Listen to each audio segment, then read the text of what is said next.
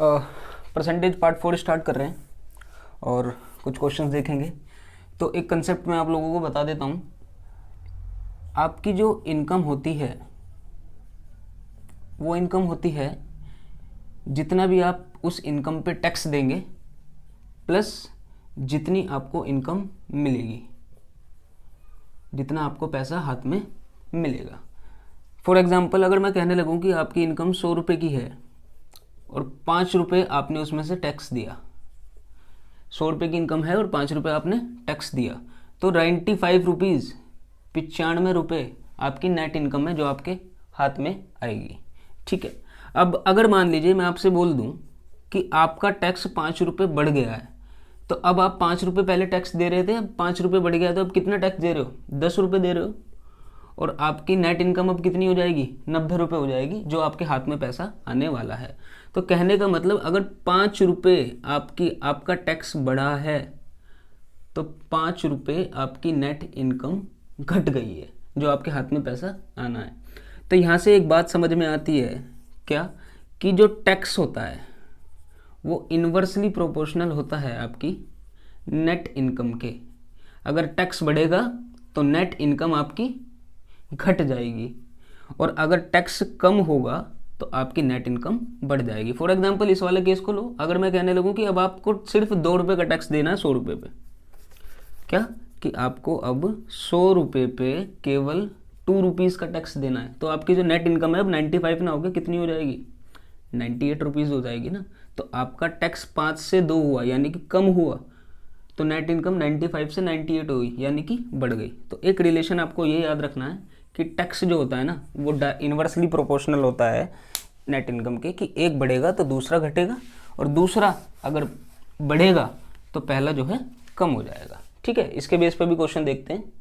देखिए क्या कह रहा है क्वेश्चन में कि if the income tax is increased by 20%, क्या कि जब आपका इनकम टैक्स जो भी था अब उसमें 20% का बढ़ावा हो गया है, यानी कि कितना, जो भी इनकम टैक्स था उसका 20% बढ़ गया है, और net income is decreased bye 5%, और जिसकी वजह से क्या हुआ है कि 20% टैक्स बढ़ गया है, तो आपकी जो नेट इनकम है वो 5% कम हो गई है।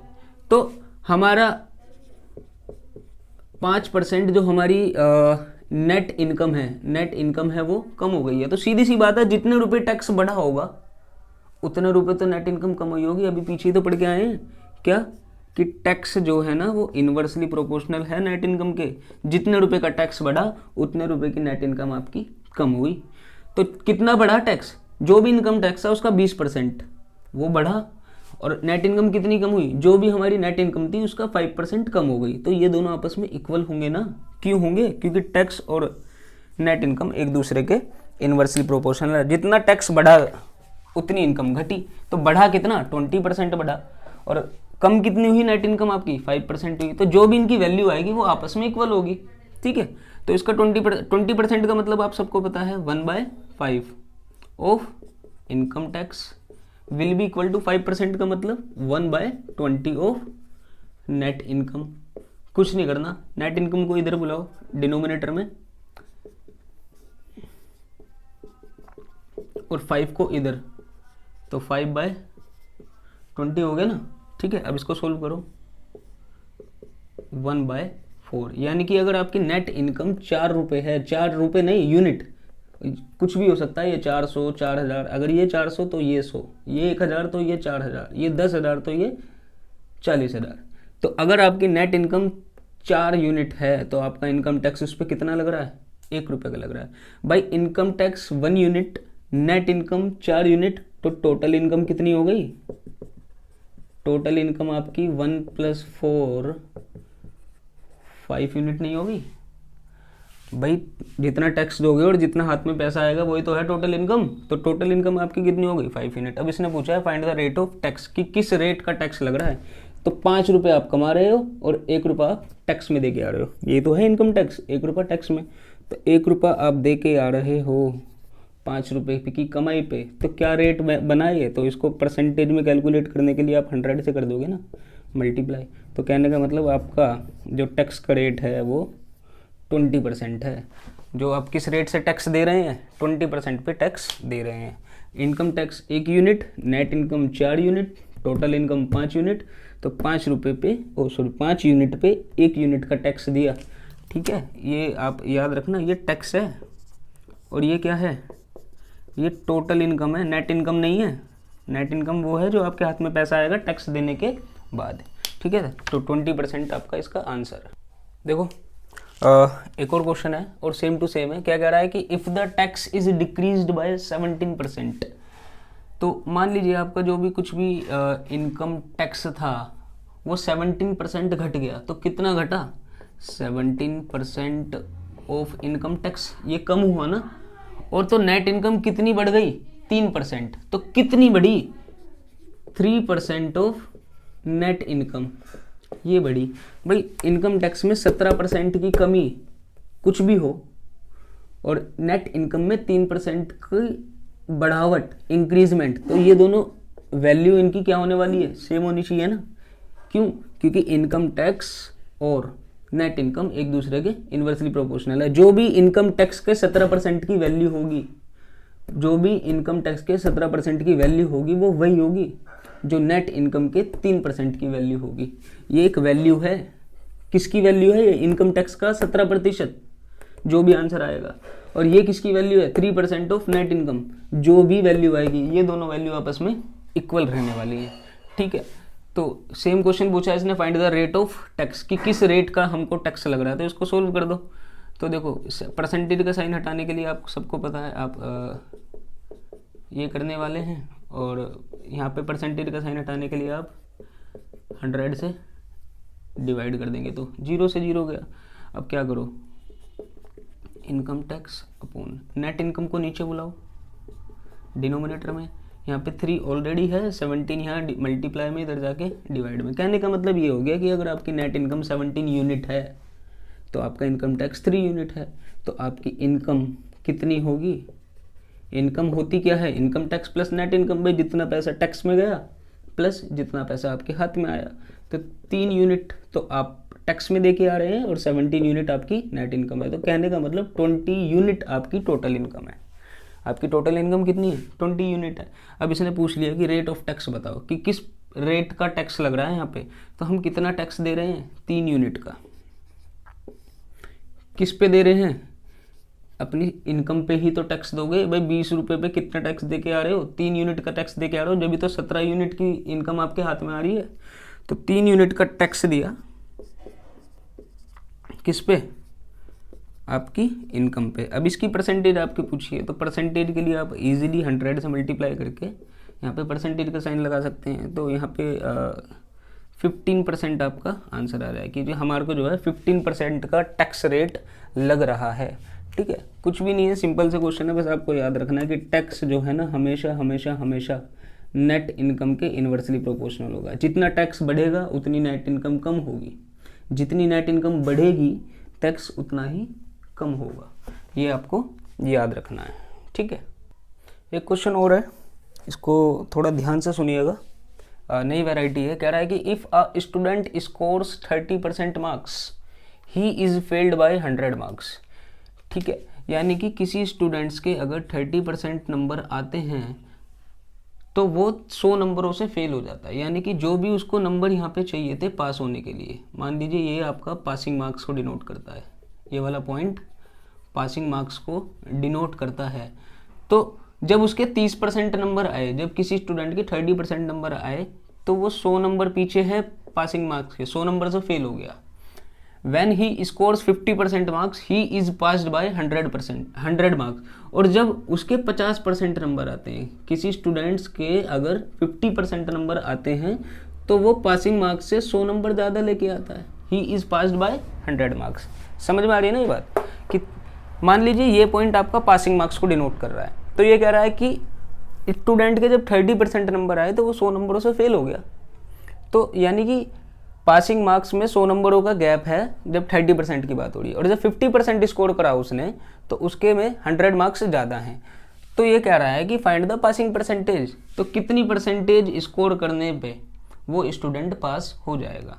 तो आप मुझे एक बात बताओ, ये जो भी ये क्या है, पासिंग मार्क्स को डिनोट कर रहा है, ये क्या डिनोट कर रहा है 30% स्कोर को, ये वाला पॉइंट किसको डिनोट कर रहा है 50% स्कोर को, और इनके बीच में गैप कितना है 200 मार्क्स का। 50% मार्क्स को जो भी पॉइंट डिनोट कर रहा होगा, 30% मार्क्स को जो भी पॉइंट डिनोट कर रहा होगा, उनके बीच में 200 नंबरों का गैप है। 100 नंबरों से फेल हुआ और 100 नंबर से पास हुआ। तो और कहने का मतलब कि 50% minus 30% will be equal to 200 marks. ठीक है भाई, इनके बीच में कितना, भाई यहाँ पे कुछ भी स्कोर, ये मान लो आपकी स्कोरिंग लाइन है, ये आपके, ये लाइन जो मैंने ड्रॉ करी है ये आपके मार्क्स को डिनोट करता है। तो ये पॉइंट आपका पासिंग मार्क्स को डिनोट कर रहा है, ये पॉइंट आपका 30% मार्क्स को डिनोट कर रहा है, और ये पॉइंट आपका 50% मार्क्स को डिनोट कर रहा है। तो ये कह रहा है कि जब 30% नंबर आए तो 100 नंबर से फेल हुआ स्टूडेंट, यानी कि पासिंग मार्क्स से 100 नंबर कम, और जब 30% आए तो 100 नंबर कम, और जब 50% स्कोर कर रहा है तो पासिंग मार्क्स से 100 नंबर ज़्यादा लेके आया, he is passed by 100 marks. तो कहने का मतलब इस लेंथ के बीच में कितने नंबर आए 200 मार्क्स आए, और कितनी परसेंटेज आई, ये पहले 30% से 50% तक पहुंचा, यानी कि 20% मार्क्स का मतलब 200 मार्क्स हैं। 20% मार्क्स का मतलब 200 मार्क्स हैं। तो आप क्या इसमें 100% मार्क्स नहीं बता सकते? 100% मार्क्स कितने हो जाएंगे? 100% मार्क्स आपके हो जाएंगे 1000, यानी कि ये तो आपका मैक्सिमम स्कोर आ गया कि आपका एग्ज़ाम कितने नंबर का है, 1000 नंबर का आपका एग्ज़ाम है। ये क्या है आपका मैक्सिमम मार्क्स। ठीक है, अब ये कह रहा है कि पासिंग परसेंटेज बता दो। क्या बताओ? पासिंग परसेंटेज बता दो। तो जब 30% स्कोर उसने किया था तो वो कितने नंबर से फेल हो गया था? 100 नंबरों से फेल हुआ ना। तो मैं पता लगाना चाह रहा हूँ कि अगर उसके 100 नंबर आ जाते तो वो पास हो जाता ना, तो पासिंग परसेंटेज पता लग जाती। अगर स्टूडेंट 100 नंबर और स्कोर कर जाता तो वो पास हो जाता। तो मैं पता लगा रहा हूँ 100 नंबर का मतलब कितनी परसेंटेज, 200 नंबरों का मतलब 20%। इजीली अब तो यहीं पे आ जाओ ना, 100% पे आ जाओ। 100% का मतलब 1000, तो 10% का मतलब 100। तो मतलब कि 100 मार्क्स से फेल होने का क्या मतलब है? या तो बोल दो कि स्टूडेंट 100 मार्क्स से फेल हो गया, या फिर बोल दो स्टूडेंट 10% से फेल हो गया। ठीक है, 10% से फेल हो गया। तो 30% जब उसने स्कोर किया तो वो 10% मार्क्स से फेल हो गया, या फिर कह दो 100 मार्क्स से फेल हो गया। तो पासिंग परसेंटेज क्या होगी? 10% से फेल हुआ है ना, तो पास होने के लिए उसे 10% और ज़्यादा स्कोर करना चाहिए था ना। तो कहने का मतलब जो एग्जामिनर है उसने जो पासिंग परसेंटेज रखी है वो 40% रखी है। सिंपल क्वेश्चन है, कॉम्प्लिकेटेड लग सकता है, तो एक बार दोबारा से बैक करके देख लीजिएगा। ये बात आपको समझ में आनी चाहिए कि ये 20% जो है 200 मार्क्स को डिनोट कर रहे हैं। ठीक है, मैक्सिमम मार्क्स आपके 1000 है, पासिंग परसेंटेज 40% है। एक और क्वेश्चन देख लीजिए, और सेम टू सेम वही क्वेश्चन है जो हमने पीछे किया है। कह रहा है कि एक स्टूडेंट के अगर 30% मार्क्स आते हैं, मान लो ये लाइन आपके मार्क्स को डिनोट करती है, ये आपकी पासिंग मार्क्स है, यहाँ पे पासिंग मार्क्स कह दो या फिर पासिंग परसेंटेज कह दो। तो जब एक स्टूडेंट के 30% नंबर आते हैं तो वो 5 नंबरों से फेल हो जाता है, यानी कि उसको पास होने के लिए जितने भी नंबर चाहिए थे उसमें 5 नंबरों की कमी रह गई। When he scores 40% marks he is passed by 10 marks. लेकिन जब उसके 40% नंबर आते हैं तो पासिंग मार्क्स से उसके 10 नंबर ज़्यादा आ गए। ठीक है, तो ये कितना परसेंटेज डिनोट कर रहा है? आपकी 10% डिनोट कर रहा है ना। ये 10% का क्या मतलब है? 40% माइनस 30%। क्या कि 10% का मतलब है 15 नंबर। ये 15 नंबरों की लाइन है, ये 15 नंबरों की गैपिंग है, ये 15 मार्क्स की गैपिंग है। तो 10% का मतलब हो गया 15 मार्क्स। तो उसने पूछा क्या है? मैक्सिमम मार्क्स बता दो। मैक्सिमम मार्क्स का मतलब क्या है? 100%, 10% का मतलब 15 मार्क्स, तो 100% का मतलब दोनों तरफ आप 10 की मल्टीप्लाई कर दो, 15 इंटू 10 150 मार्क्स। इसका मतलब आपके जो मैक्सिमम मार्क्स हैं, जो आपका एग्जाम हुआ है वो टोटल 150 मार्क्स का हुआ है। साथ में इसने क्या पूछा है? साथ में इसने पूछा है कि पासिंग परसेंटेज भी बताओ कि कितने परसेंट स्कोर करने पे स्टूडेंट पास माना जाएगा। तो देखो, जब 30 अब की बार यहाँ लास्ट क्वेश्चन में हमने फेल वाला केस उठाया था ना, अब की बार पास वाला केस उठाओ।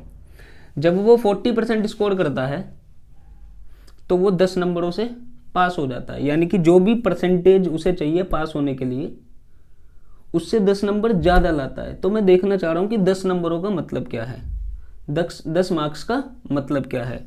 देखो जी, 150 मार्क्स का मतलब 100% है। तो आपका 10 मार्क्स का मतलब क्या होगा, 10 मार्क्स का मतलब होगा 100/15%, 100/15%। ठीक है, इसको आप क्या लिख सकते हैं, 6 होल 2/3%, भाई 100/15 भाई डायरेक्ट आप कंप्लीट कर सकते हैं ना, 6 होल 2/3%, 6 होल 2/3%। तो 10 मार्क्स, यानी कि उसे पास होने के लिए जितने भी नंबर, जब उसने 40% स्कोर किया तो वो पासिंग मार्क्स से 6 होल 2/3% ज़्यादा स्कोर करके आया। तो पासिंग परसेंटेज कितनी होगी, जब उसने 40% स्कोर किया तो ये नंबर, इनको 6 होल 2/3% नंबर बोल दो, मार्क्स बोल दो, या फिर 10 नंबर बोल दो। ये 6 होल 2/3% का मतलब 10 मार्क्स हैं, क्योंकि 10 ही तो ज़्यादा स्कोर कर रहा है ना। तो 40% में से हम माइनस कर देंगे 6 होल 2/3%, तो हमें पता लग जाएगा कि उसकी पासिंग परसेंटेज कितनी है। 40 में से 6 माइनस करो तो 34, और अभी तो 2/3 माइनस करना है, तो यानी कि 33 होल 1/3% आपकी पासिंग परसेंटेज है। ठीक है, कि इतना स्कोर करने पे स्टूडेंट पास माना जाएगा। इसी तरीके से आप ये भी कर सकते हैं, जैसे कि मैं वर्बली बता रहा हूँ आपको कि 30% स्कोर कर रहा है, तो इसका मतलब क्या होगा कि 5 मार्क्स से फेल हो गया। तो मैं पता लगाना चाह रहा हूँ कि 5 मार्क्स का मतलब कितनी परसेंटेज। तो आप अगर 100% का मतलब 150% है, तो 5 मार्क्स का मतलब 3 होल 1/3% है। 5 मार्क्स का मतलब कितना है, 3 होल 1/3%। 30% करने पे इतनी परसेंटेज से फेल हो गया, तो पासिंग परसेंटेज कितनी है, 30 + 3 होल 1/3%, 33 होल 1/3%। ठीक है, नए क्वेश्चंस हैं लेकिन है कुछ नहीं इसके अंदर, एक दो बार आप रिवाइज कर लेना, समझ ना आए तो बैक करके एक बार देख लीजिएगा। तो पार्ट 5 भी अब मैं थोड़ा जल्दी ही लेके आऊँगा।